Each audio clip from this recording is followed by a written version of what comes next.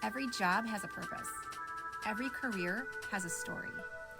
And every great business is built by passionate people. Mind your job. This is episode number 28 of Mind Your Job with Sari and Samara. And I guess today Sam is going to interview me. Not that I'm very interesting, but this ought to be very interesting. Take it away, Sam. Hi. Well, as I mentioned before we started recording, nobody goes to school being like, okay, I'm going to be a recruiter when I grow up. No, nobody does. It's something that you fall into and you either love it or you don't, or you're good at it or you're not. And Sari, I've known you for 25 years. And I know, isn't that crazy? I've known you for 25 years and I've seen you in different phases of your life and your career. And you talk a lot about what you do in your consulting and recruiting, but how did you get here? So I have questions to tell the masses. Yeah, it was a how mistake. You got, it was not a mistake. No. I still feel like I'm drunk. So here's what I'm going to start. When I met you, you were working in retail, corporate retail. You were like not like in real estate, if famous. Yeah. Okay. Well, yes, warehouse had just been sold. So when I first met Sari, back to the AOL days, her username for AOL included Shoe Girl. Yeah, Shoe Girlfriend. Yeah. SHOE, like Shoe Girl. I'm like, she's cool. So spend like 3 or 4 sentences on what was happening in your life at that point. How about if I go back to the beginning? I was raised by 2 people that instilled in you work ethic. Grades were not as important. I mean, my parents would have liked if one of us went to a good school. I went to Wisconsin. It's a great school. But none of us went like Ivy. Yeah. Okay. Or like big time. My one sister went to school out in Boston, which I also went to for a year. And the other sister went to school out in Washington, D.C. And good, like all educated. My parents were not educated, but were very bright, but did not get the opportunity to go to college. And my father, state tuition, highest of fives to you. Yeah. And my father was like just this very smart, always hardworking, like entrepreneur. As a kid, never home. Yeah. Type of thing. And my mother was a stay-at-home mom for my sisters. And then at age 5, she flew the coop and was like, okay, I'm going to go work for Dad. And I was like, okie I guess I'm a latchkey child. That's a whole other episode. And that's a lot of therapy. Anyway, and so like by age 12, in my family, you would on a Saturday and a Sunday go with my dad. And he had a huge warehouse in New Berlin, Wisconsin. And yes, there were mice and cockroaches in this warehouse. And you would go put the little attachments that you want to rip off clothes onto clothes. Because when he first started, he had a very big sporty clothing part besides shoes. So we had like the Adidas t-shirts, the Nike t-shirts, the ones with the different stuff like on the them. swooshes and stuff. Yeah, with the Adidas logo on it. I remember a lot of yellow and green shirts, or a green shirt with a yellow, whatever. Neon? It was the 80s. It was pretty, no. Yeah. Not yet. No, it was just like bright yellow. Anyway, so we did that. And then you did that. And then when 13, 14 came around, then you started working in one of our stores. And I worked in the store that I'm going to point this way. The building is that way to where I am. It's west of me. I'm east of it. It is where the Aurora is on Silver Spring. And that was a warehouse shoe store. And I worked there from 14 to 30.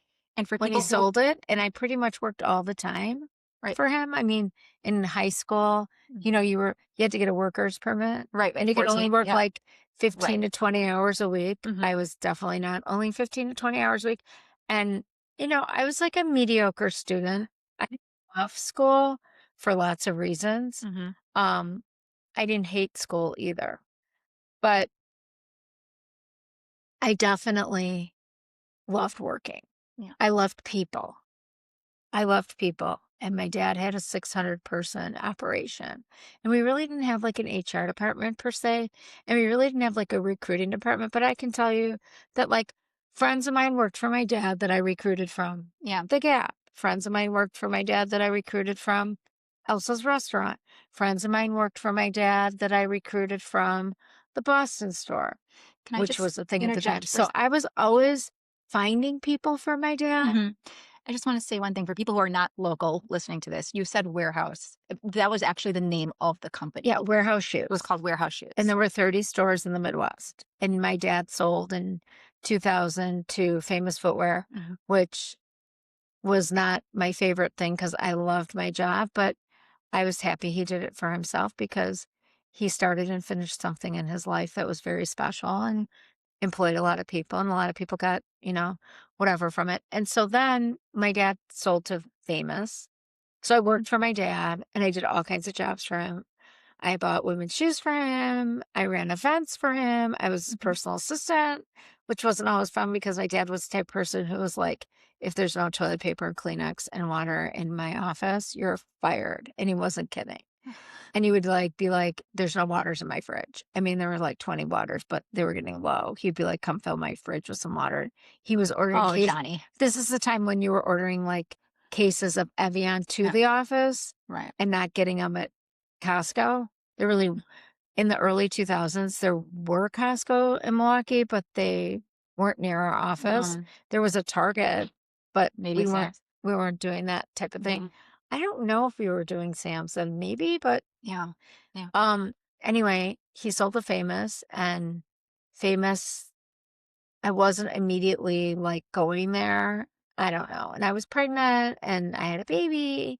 And so anyway, Famous hired me to do this consulting in real estate, and they had these 150 stores that they opened that they didn't know what to do with. And so like we were repositioning and figuring out how to manage these non-profitable, really long lease stores. I worked at Famous doing real estate, and then a friend of mine was an orthodontist, wanted me to sort of clean up the mess in his company, and I got into practice management doing that. That was supposed to be a 6-month thing. It turned into 4 years. I took a $1.2 million operation and turned it into a $4 million behemoth with one doctor and 26 staff. And I cleaned the staff up and got everything running in the right direction. And then I left that because I really I really am an entrepreneur and I really wanted my own shop. And a lot of our referral sources for his business were like, can you help me? Yeah. So that started, and I was always doing some recruiting for everybody. Mhm. Oh, I need a front desk person. I need a hygienist. I need an assistant. I need a practice manager. I was always doing like those smaller non-clinical things. And it's just from networking. You just knew people. And then when I started my own business, Yeah. I really did start doing more. Someone would say, can you find? Sure. I Yeah. mean, these were back in the days when it was like Monster. We weren't even, there was no Indeed. There was Right. Right. Monster, Career builder, maybe. Career Builder, and one other one. I can't think of it. But anyway, Craigslist, a lot of Craigslist. Oh, yeah. Yes. Because it was free. And then Right. when it stopped being free, we stopped using it. Mhm. And so there was always like recruiting going on. And then one of my referral sources had said something to a client of mine and it upset me. And I wasn't marketing that I was doing recruiting. I was really only doing it for clients. I wasn't looking to recruit for anybody else. That wasn't my thing. I wasn't I wasn't seeking it out. It sort of sought me out. But And then, that's what I'm saying that's what I said at the beginning is that nobody thinks they're gonna be a recruiter. It just falls in your lap and it either works or it doesn't. right. And I think of like, I probably should have gone to school for industrial psychology. Didn't know that that's really essentially what I do and what I am. But that really sort of started this whole like, oh, recruiting thing. And, like you see Mhm. some of our clients, Mhm. and I've known some of these people for decades. Mhm. And they're like, can you find me somebody? Can you find us somebody? Mhm. Can you guys? And I'm like, yeah, here's Sam. She's going to find, because like, Yeah. I, Plug and I, play. Here you go. well, I mean, I'm doing my own office and a Right. bunch of office build outs. And Yeah. and would like me once in a And I love while that to partnership. and would like me once in a while to do some consulting with him on the consulting There level. was a smirk. And he would like me to show up for something and not be like, you got this. Yeah, We'll talk about it works. later. It works I well, mean, yeah. I always have done something in recruiting, Mhm, and everyone knows me for it. And I know people that worked for other people that will come and say, what have you got? I mhm. mean, Sam and I are recruiting right now for a client for a Florida job. So my friend who just graduated NYU Langone, I said, do you have anybody? Yeah, he sends like 3 people. So there's like no ad. And some of the stuff is Right, just like, right. who do you know? Sometimes it's like, do you know somebody here or there or from a program that's looking to hire them? Yeah. Or are you just trying to place people? I mean, when we started Medis, perfect example. What is Medis? Medis is a platform for doctors to really get educated on the whole recruiting process, to evaluate their resume, to give them some critical information about how to interview, what contracting should look like, what kind of job are you really looking for. Mhm. And it's a more holistic version of Big a job board. professional recruiting site for professionals that went to school to be doctors or dentists or vets or All medical. pharmacists or anything in the medical realm, Mhm. because finding jobs on Indeed, it's not the same as No. we do like a little concierge stuff with Metis too. We'll point people in the direction of specific companies and jobs because Mhm. we're not of critical mass yet where we can't look and see who's coming on our site, Right. all the things. But on the flip side, just while we're talking about it, because we actually have not really discussed Medis in detail, you talked about the value of it from the employer side, but please also mention that the doctors looking for jobs post their resumes there. Oh yeah, We doctors looking for jobs Yeah, post their resumes there, and it's it's Tinder, but it's a more professional, classy version of let's make a match for you for your business. yeah, And I'm not trying to put myself out of business because I love what we do. I love it, but I'm also trying to give people a tool, like mhm, we did writing a book about how to open a practice, to be able to hire people if they do not want to hire a recruiter, because we're not expensive. We're very value driven in our price, right, especially if we're recruiting multiple people. yeah, But, but people push back on us, and we are probably 2/3 the cost of the national average. definitely below for sure. We're Yeah, below the intentionally. and will replace after 60 days. Now, here's a lot of things about recruiting. I'm not your culture. I'm not your culture guru. I'm not doing recruiting and consulting for you at the same time. I'm just doing recruiting for you. And by that, I mean, if this person doesn't stay or you have a problem, that's kind of on you, because I'm not managing your culture. I'm not managing the location. I don't live inside the head of the doctor that's Right. starting. And I think that is a big misnomer about people in recruiting. You are hiring somebody to find you a fit. Right. Once that person gets in there and you get them indoctrinated into the culture, that is not my issue. That is Right. now your issue. Our job is much like real estate. You have a buyer and a seller, right? We make a match between the job seeker and the employer. Our job is to find, source, screen, qualify, and facilitate the interview process through contract and offer. That's what we do. Wait, do that again? I missed a few. It's to find, Okay, source, source, screen, screen, qualify, qualify, facilitate the interviews. facilitate the process, Yep, facilitate the contract negotiation. facilitate the contract and negotiation. But our work is done when the contract is signed. Yes, we do have a guarantee, and if something happens in however many days, we will help fix that. We're But doing that right now. we are doing that right now, 100%. And we had actually very quickly turn around 2 people for her to take a look at. But my point is, our work is to do the finding, the sourcing, the qualifying, yada, yada, all the way up until when that person starts.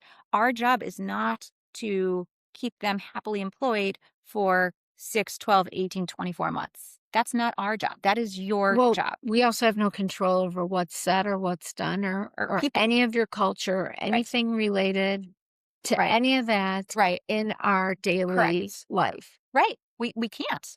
We can't. We can't. So that is, you're right. That is a misnomer, in that recruiters, our job is just like in real estate. Once the sale is closed on the building or whatever it is, the realtor doesn't have anything to do from that point forward. If So something, it's a lot of caveat emptor, yeah, yeah, buyer beware. yes, And this is why the interview process shouldn't be taken lightly. right, It's not a 30-minute. So we have a client here who you and I really like. They're on it, and their messaging and everything about them is like spot on. gold standard. And this client met one of our recruitees on the phone. And this is dating, because this is dating. It is dating. It is. It's where you want to Believe spend it your or not, professional this life. is dating. Yeah, Hopped on a plane the next day to meet the recruit yeah. and was like, how do you keep finding me the best recruits? Because I know what you want. You tell me what you want. I deliver what you want. Well, You wanted white bread. I give you white bread. You want wheat. I give you wheat. You want sourdough. I'm going to get you sourdough. Do you want Jewish rye? I'm going to give you Jewish rye. You want pumpernickel? Oh, you decided you don't want bread. You want a bagel. You want French bread. You want Italian bread. And I'm not saying this to be like a racist, or I'm saying when you ask me for something, I'm going to go look for what you are asking me for you listen. and not give you something I Yeah. think you want. Right. You listen to what they want. I want to give you what you want Mhm. because that cuts my bullshit time down, because there is a lot of bullshit in recruiting. Sam and I give reports out to our clients. This is how many people we've spoken to. This is where we are. This is how many ads we have running. We give you a reporting so that you can see that Numbers don't lie. we're doing something. Yeah. There is like a black zone in recruiting too, where you don't recruit from middle of May till after July 4th. Did you notice middle of May to after July 4th? I get really ornery. Nothing's going on. We're not finding anybody. Nothing's closing. Nothing's opening. Nothing's happening because everybody's graduating or going to Europe for the summer. Or, I mean, Long off steam. I graduated college and went to work the next day. uh, I didn't go to Europe for the entire summer. yeah. Well, again, you were raised by Johnny. And in Johnny's family, you worked. Absolutely. And Absolutely. now I'm obsessed with working. And it's a problem because at 56, I'm trying to say, take a little vacation. Yeah. Go leave early from the office and go hit a couple golf balls. It's not going to kill you. It's good for you. Spend some extra time with Charlotte and Stephen. It's like I became obsessed with what I do. And the reason why recruiting happened is because I became obsessed with helping do it better. Yeah. I want to do it better than the person that got talked badly about me. And I want all of his business and everyone else's because I love recruiting. And the only way to be good at it is to do it good. To do it. Yeah. And that isn't the right English, but it is the right way to say it.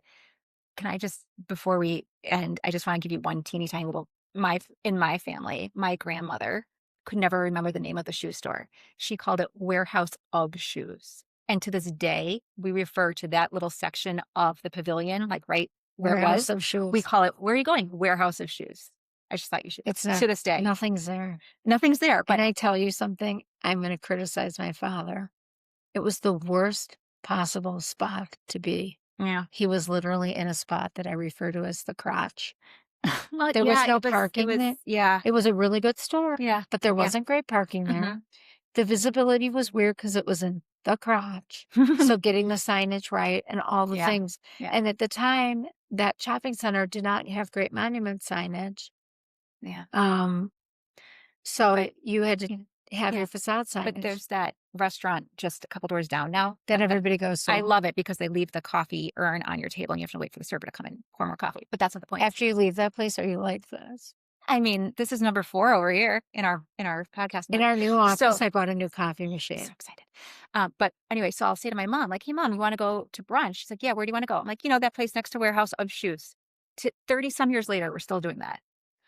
There's a Sendix in the warehouse of shoes too. Yes, there is. That would have made a whole lot of difference for our store, having that store. Having that there at the time. But it's a huge one. But anyway, biggest one, biggest volume. But Johnny's legacy lives on in warehouse of shoes in my family. And Do you maybe love that? his legacy lives on in a lot of people that I know, and you know, Gene worked for my dad. I mean, we have a good crew of just hardworking, good people. And Before I left my previous company where I was for 22 years, one of the things that we did was recruit for Johnny's construction business that he opened. Brian Building. It's a story for another time, of course. But yeah, I interacted with Johnny. Johnny did a throughout lot. my whole career. Yeah. Yeah. I was like a kid that was always a big fan of both of my parents. I wasn't like lots of friends at my house. I had a couple of friends here and there. And anybody who knows me knows that at the end of the day, I hate people because all I do is have people around me all day, and I'm a Gemini. So I feel like people's presence a lot more. And at the end of the day, the last thing I want to do is be around people. And tonight I'm having 8 people come to my house for Mahjong. So are you? Looks like do you want to come? Do you want to come? I do, but I have to pack my daughter for camp another time. But bam, crack, dot. Bam, crack, dot. I'm going to learn how to play Mahjong, and we're going to start talking about Mahjong. Oh my goodness. I have a business idea that I want to do, maybe relate to Mahjong. All right. Well, in that case, it's not recruiting. You're recruiting people to play Mahjong. I'm trying to recruit you to play Mahjong or not. You know what? I can't tonight. I've tried it before. I need like someone to slow it down for me because I know it's not like. That's why I'm having a teacher come teach us. I know it's like gin rummy kind of, because like 3s and 4s and it's kind of, but it's the whole I believe, being the lifelong gambler that I am and the card shark that I have been in my life. You should see the lottery tickets in your car. There's a lot. You pull the visor down and it like rains on you. It's true. She's not lying. I'm going to win the lottery one of these days, I hope. Oh, please. And then I will be off the air. But Steven hitting golf balls. Maybe. Or playing pickleball or doing something outdoors. Anyway, the thing that I was going to say about that is I love games, and I'm super competitive. I love Rummy Cube. I love gin. I love any game. I don't know how to play Scrabble very well. Oh, I'm not good at it. Game on, my friend. My husband and my mother-in-law have these Scrabble wars when we go to her house. It's crazy. I love that. But the thing I was going to tell you is I can't figure out Mahjong. And I've tried a couple times, and now I'm like, okay, you're going to take this all seriously. It's the moving pieces. It's like, okay, that hand's not going to work and I have to change it out. That part I can't. It's not just that I don't understand the card. Yeah. Okay, 1, 2, 3, 1, 1, 1, 2, 2, 2, same suits. I don't know. What am I supposed to do? Where can I use a joker? How many jokers can I use? Bam, crack, dot. Bam, crack, dot. So, dragons. Yeah. All the things. The northeast, winds, southwest, winds, everything. I just can't figure it out. But I promise you, I'm going to give it my all. Just like I did with recruiting. Everything in life, I just want people to know. Everything you do is attainable. Keep going. Give it one more day. If you just give things one more day, that one day can change everything. It can bring everything together. It's not going to tear everything apart. One more day isn't going to change you for the worst. It could change you for the better, though. Just give it that time. And I think that's what I've always done in my business is COVID killed me.